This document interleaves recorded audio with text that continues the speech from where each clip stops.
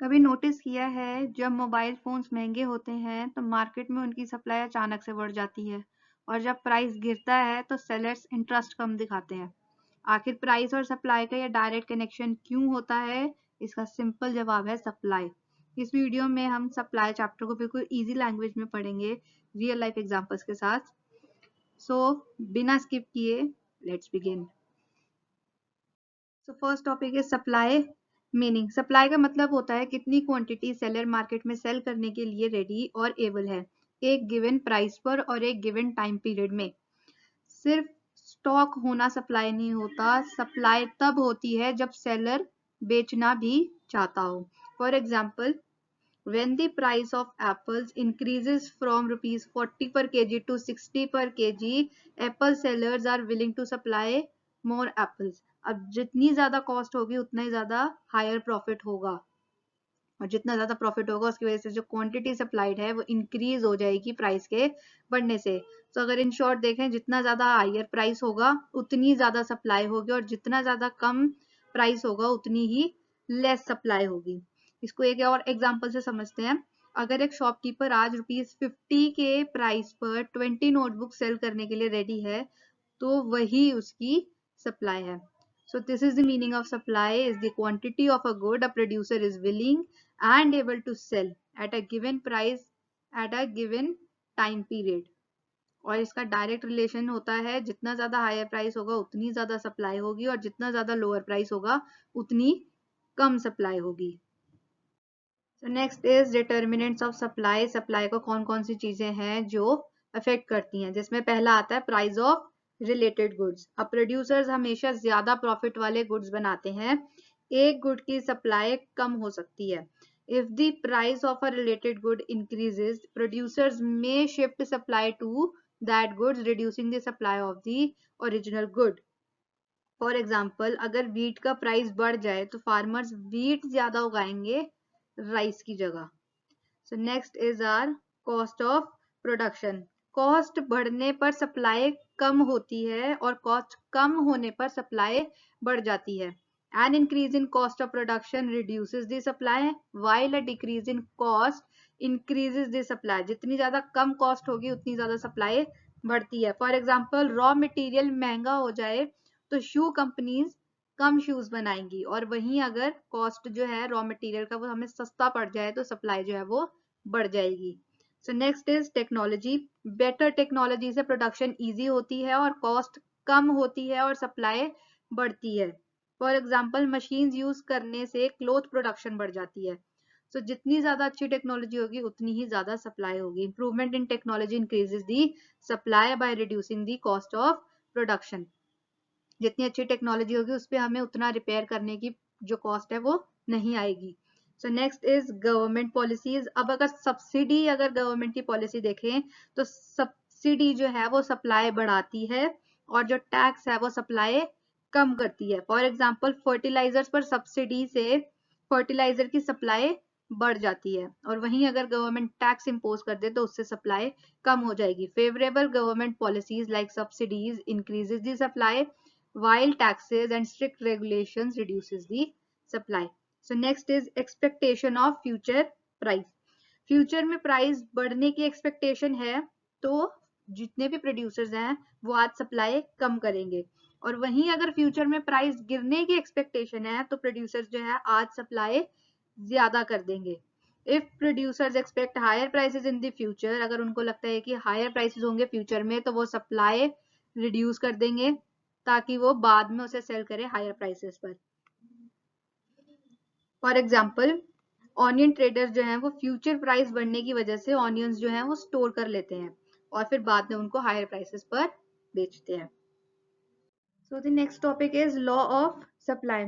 Law of supply कहता है कि other things remaining the same. जब प्राइस बढ़ता है तो क्वांटिटी सप्लाइड भी बढ़ती है और जब प्राइस गिरता है तो क्वांटिटी सप्लाइड भी कम हो जाती है। The law of supply states that other things remaining the same, when the price of a commodity increases, the quantity supplied also increases, and when the price decreases, the quantity supplied also decreases। For example यहाँ पर एक दिया है, suppose the price of mangoes rise from 50 पर KG two 80 पर KG.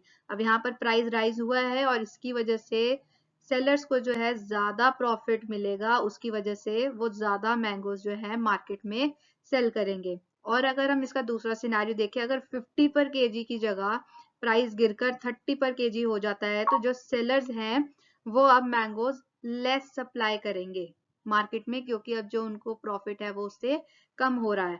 सो ये हमें बताता है direct relationship between the price and the supply where the other things are constant.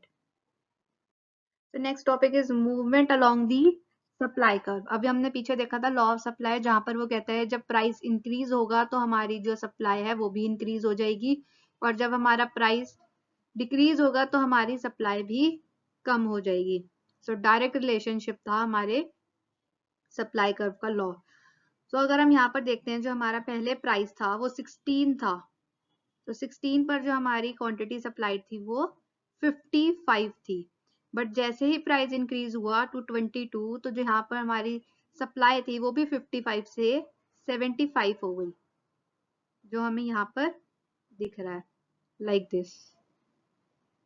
और जैसे ही प्राइस कम हुआ 16 से 12, तो यहाँ पर जो हमारी क्वांटिटी सप्लाइड थी वो भी कम हो गई। तो ये जितना भी हम यहाँ पे देख रहे हैं ये due to price and quantity supplied है when other things are constant. So यहाँ पर सिर्फ प्राइस की वजह से हमें क्वांटिटी सप्लाइड में चेंज देखने को मिलेगा, that is movement along the supply curve. तो हमारा जो ये सप्लाई कर्व है ये कुछ ऐसा दिखेगा। When the prices increases, the quantity supplied increases. When the price decreases, the quantity supplied also decreases. और अगर हम प्राइस बढ़ेगा तो हम देखेंगे एक्सटेंशन है वो सप्लाई कर्व का, वो ऊपर की तरफ को जाएगा, और जब हम देखेंगे प्राइस डिक्रीज होगा तो हम नीचे की साइड देखेंगे कॉन्ट्रैक्शन होगा सप्लाई कर्व का। सो this is the movement along the supply curve. So next is shift in supply curve और चेंज इन सप्लाई, जहां पर जो हमारा प्राइस है वो कांस्टेंट रहता है और अदर फैक्टर जो है रिस्पॉन्सिबल होते हैं शिफ्ट इन सप्लाई कर्व के। फॉर एग्जांपल हमारी टेक्नोलॉजी जो है वो इम्प्रूव हो गई, तो उसके लिए होगा हमारा राइटवर्ड शिफ्ट। जब हमारी इम्प्रूव होगी तो हमारी कॉस्ट जो है वो हमें कम आएगी, जिसकी वजह से सप्लाई जो है वो इंक्रीज कर जाएगी। जो हमारी प्रीवियस सप्लाई थी वो ये थी, और जैसे ही हमारी टेक्नोलॉजी इम्प्रूव होती है हमारी सप्लाई इंक्रीज होकर ज्यादा हो गई। So इसे बोलते हैं हम rightward shift when there is a increase in the other factors or increase in due to the other factors. Then next is our leftward shift. ये तब होता है जब कोई decrease हो जाए हमारे other factors में। For example हमारा price जो था वो पहले, उससे अब हमारा प्राइस जो है घट के कुछ और हो गया, उसकी वजह से जो हमारी पहले सप्लाई थी वो ये वाली थी, और अब जो हमारी सप्लाई है डिक्रीज होने के बाद वो हो गई ये वाली। तो जब डिक्रीज होगा तो वो लेफ्टवर्ड शिफ्ट हो जाएगा, मतलब लेफ्ट में चला जाएगा अदर फैक्टर्स की वजह से, और जब वो इंक्रीज होगा तो वो राइटवर्ड शिफ्ट होगा due to the increase in other factors. और यहाँ पर प्राइस जो है वो कांस्टेंट होगा और अदर फैक्टर्स की वजह से शिफ्ट यहाँ पर देखने को मिलेगा। Next is degrees of price elasticity of supply. There are again the 5 price elasticity of supply as we have seen in the demand also. So elasticity जो है वो हमें बताती है कि प्राइस में चेंज होने पर क्वांटिटी सप्लाइड कितनी चेंज होती है। अगर सिंपल वर्ड्स में कहें, प्राइस बढ़ने या घटने पर सेलर्स कितनी जल्दी और कितनी ज्यादा सप्लाई चेंज कर पाते हैं। फॉर एग्जाम्पल अगर प्राइस 10% बढ़े और सप्लाई 20% बढ़ जाए तो सप्लाई ज्यादा रिस्पॉन्सिव है। So starting with that first, perfectly inelastic supply where ES is 0, supply does not change at all no matter how much the price changes. So price change का supply पर कोई effect नहीं है, quantity fixed रहती है, supply curve जो है हमारा वर्टिकल लाइन शो करता है। फॉर एग्जाम्पल जैसे हमने यहाँ पर लिया है, supply of land remains the same even if the prices increases. Land की सप्लाई प्राइस बढ़ने पर भी सेम रहती है। सो this is the case of perfectly inelastic supply when the supply does not change at all no matter how much the price changes. So next is relative inelastic supply where our elasticity of supply is less than 1, यहाँ price बढ़ने पर supply थोड़ी सी बढ़ती है, production increase करना मुश्किल होता है, मोस्टली शॉर्ट रन में होता है ये। So quantity supplied changes less than proportionally to a change in price, price बढ़ने पर सप्लाई थोड़ी सी बढ़ती है। For example, increase in price of agriculture products results in a small increase in the supply due to the time constraint. अब जो agriculture products हैं वो फसल टाइम लेती है ग्रो होने में, that is why it results in small increase in supply due to the time constraints. तो ये था हमारा रिलेटिवली इनइलास्टिक सप्लाई, जहां पर हमारी प्राइस बढ़ने पर सप्लाई थोड़ी सी बढ़ती है। एज यू कैन सी इधर कितना डिफरेंस है प्राइस में, और यहाँ पर क्वांटिटी जो है वो थोड़ी ही चेंज हुई है।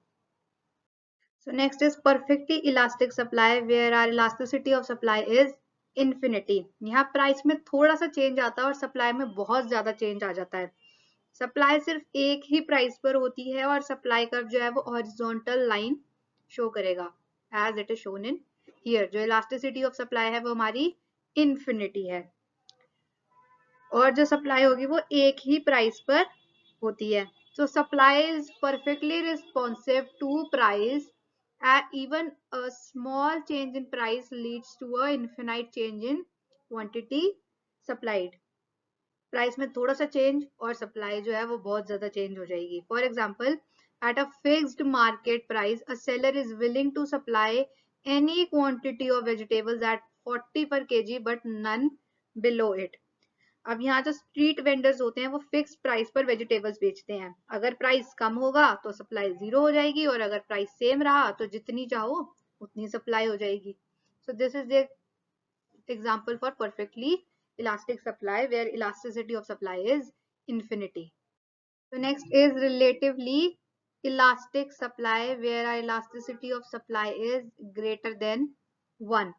सप्लाई प्राइस से ज्यादा रिस्पॉन्सिव होती है, प्राइस थोड़ा बढ़ेगा और सप्लाई जो है वो ज्यादा बढ़ जाएगी। आप अगर यहाँ देख भी सकते हो स्क्रीन पे, as you can see price में थोड़ा सा चेंज आया, उसकी वजह से क्वांटिटी सप्लाइड में ज्यादा चेंज आया। यहाँ पर जो हमारा सप्लाई है वो प्राइस से ज्यादा रिस्पॉन्सिव है क्वांटिटी हमारा। So it says quantity supplied changes more than proportionately to a change in price. As we have already said, quantity supplied ज़्यादा responsive होती है as compared to price. For example, a small increase in the price of ready-made garments leads to a large increase in their supply. So readymade garments जो है अब उसमें क्या होगा, जो फैक्ट्रीज हैं वो जल्दी प्रोडक्शन बढ़ा सकती हैं, तो इसी वजह से क्वांटिटी सप्लाइड ज्यादा हो सकती है और ये ज्यादातर रिलेटिवली इलास्टिक सप्लाई हमें जो है लॉन्ग रन में ज्यादा देखने को मिल जाती है या ज्यादा देखी जाती है। सो हमारे रिलेटिवली इलास्टिक सप्लाई में सप्लाई प्राइस से ज्यादा रिस्पॉन्सिव होती है, प्राइस थोड़ा सा बढ़ता है और सप्लाई ज्यादा बढ़ जाती है। सो this is for the relative elastic supply.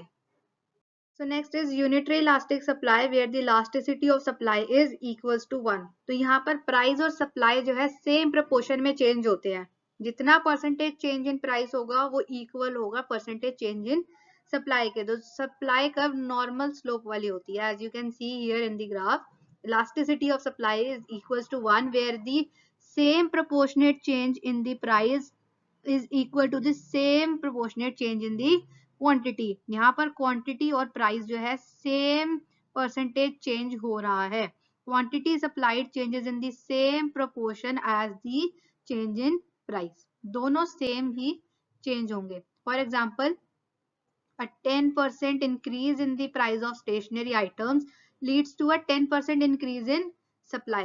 अगर 10% इंक्रीज होता है स्टेशनरी आइटम्स के प्राइस में तो 10% सप्लाई भी उतने से ही इंक्रीज हो गई। सेम ही परसेंटेज चेंज प्राइस में भी था, सेम ही परसेंटेज चेंज हमें क्वांटिटी में भी देखने को मिल गया सप्लाई में। सो this is the unit elastic. So next is price system rationing and allocation of resources. तो प्राइस सिस्टम का मतलब है कि मार्केट में प्राइसेस डिसाइड करना, राइट, कितना प्रोड्यूस होगा, क्या प्रोड्यूस होगा और किसके लिए प्रोड्यूस होगा।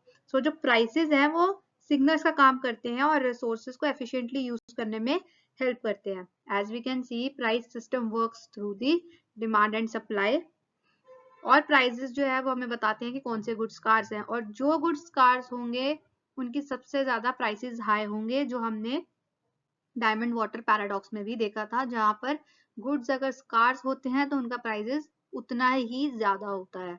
और हाई प्राइसेस की वजह से क्या होगा, डिमांड जो है रिड्यूस हो जाएगी और सप्लाई इंक्रीज हो जाती है, जिसकी वजह से जो रिसोर्सेज है उनका प्रॉपर यूज होता है। फॉर एग्जाम्पल, अगर लैपटॉप्स की डिमांड ज्यादा हो जाए, उसका प्राइस बढ़ जाएगा, और हाई प्राइस जो है प्रोड्यूसर्स को सिग्नल देगा कि लैपटॉप्स को ज्यादा प्रोड्यूस करना है।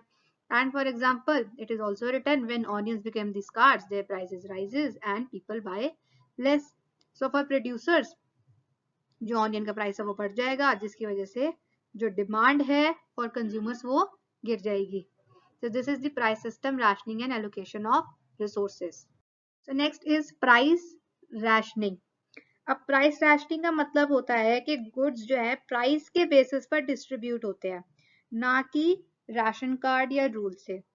सो हाई प्राइस जो होगा उसकी वजह से डिमांड को कम कर देता है, और स्कार्स गुड्स जो होंगे वो वेस्ट होने से बचते हैं। सिर्फ वही लोग खरीदते हैं जो वैल्यू देते हैं। So it is also written goods are distributed according to price. Those who can pay the price, they get the goods, and higher prices reduces the demand, which the law of demand states. No extra rules are needed, market controls itself. For example, petrol महंगा होने पर लोग unnecessary travel जो है वो कम कर देते हैं, और जो उसका प्राइस पे कर सकते हैं they go. So when the petrol prices increase, people use vehicles less. So this is about the price rationing, where the goods are distributed according to the price. So next is constraints on market and alternative rationing mechanisms. अब market जो है हर situation में काम नहीं करती, जैसे shortage हो या प्राइस कंट्रोल हो या मोनोपोली हो, तब गवर्नमेंट जो है वो नॉन प्राइस राशनिंग यूज करती है। सो ऑल्टरनेटिव मेथड्स में जैसे ration cards, quotas, time limits, ऐसी चीजें होती हैं। For example, food grains PDS system के थ्रू राशन कार्ड्स पर मिलते हैं। So ration cards are used to distribute the food grains. So markets may fail during the shortages, or price control can create the black marketing also, and monopoly can reduce the competition and governments then steps in. जब markets जो हैं हर situation में काम नहीं कर पाती हैं, तब government steps in करती है, and they use the non-price methods. So this is about the constraint on market and alternative rationing mechanism. So next is oil, gasoline and OPEC. So जो ऑयल है, ऑयल एक scars natural resource है। Oil की supply limited होती है, इसलिए इसका price जो है इजीली फ्लक्चुएट करता है। जब ऑयल की सप्लाई कम होती है तो प्राइस बढ़ जाता है। फॉर एग्जांपल, अगर ऑयल प्रोड्यूसिंग कंट्रीज कम ऑयल निकालेंगी तो दुनिया भर में जो ऑयल है वो महंगा हो जाता है। And coming to the next, gasoline, जिसे हम पेट्रोल या डीजल भी बोल सकते हैं। गैसोलीन ऑयल से बनता है।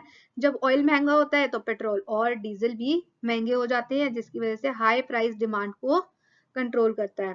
फॉर एग्जाम्पल, पेट्रोल प्राइस बढ़ने पर लोग कार कम यूज करते हैं और पब्लिक ट्रांसपोर्ट यूज करते हैं। And coming to the next, OPEC. OPEC एक ग्रुप है ऑयल प्रोड्यूसिंग कंट्रीज का। ओपीईसी डिसाइड करता है कितना ऑयल सप्लाई होगा। सप्लाई कम करेगा तो प्राइस बढ़ेगा, और अगर सप्लाई बढ़ा देगा तो प्राइस गिर जाएगा। अगर ओपीईसी ऑयल प्रोडक्शन कम कर देता है तो पेट्रोल प्राइसेस पूरी दुनिया में बढ़ जाती हैं। So this all says OPEC controls the supply of crude oil, and less oil supply increases the oil prices, and petrol and diesel became expensive.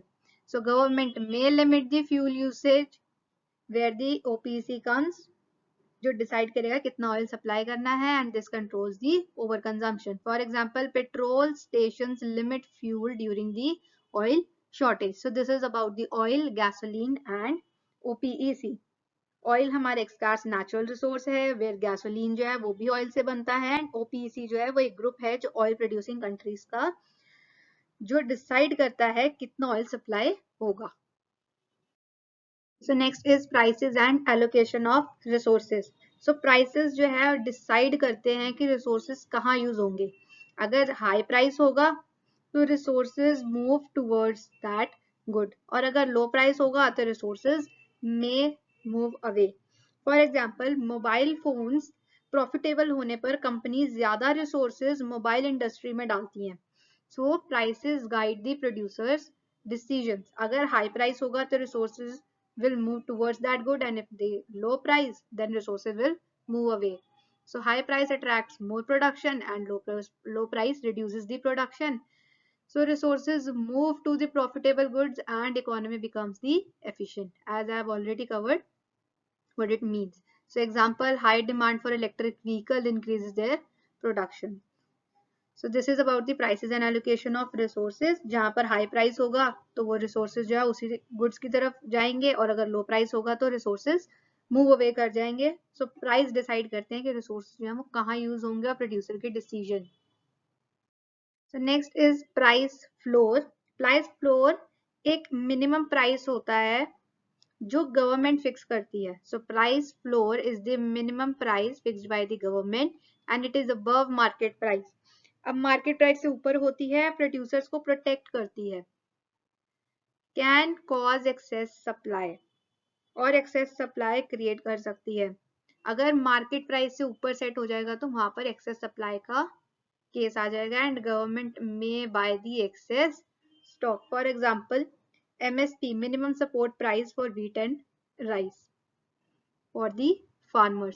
So this is a price floor where it is the minimum price which is fixed by the government and it is the above market price and protects the producers and can cause the excess supply. So next is supply and demand market efficiency. So market efficiency का मतलब है goods सही quantity में produce हो रहे हैं और maximum total benefit मिल रहा है.